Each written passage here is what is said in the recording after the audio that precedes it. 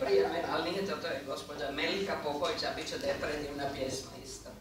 Moja se zove Moje more.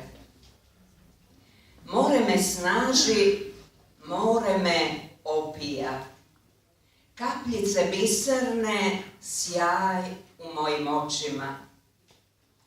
S morem ja znam kako oluju prebroditi, njemu se predati, u dubine zaroniti.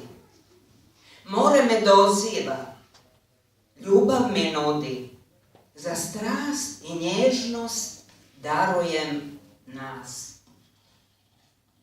Znam enigmu, prevarit me neće, osvojit ću more, njemu se predati, onako strasno, bez straha, s morem se cjelivati, na valovima ljubav voditi, ponovno sretna biti, ponovno se roditi.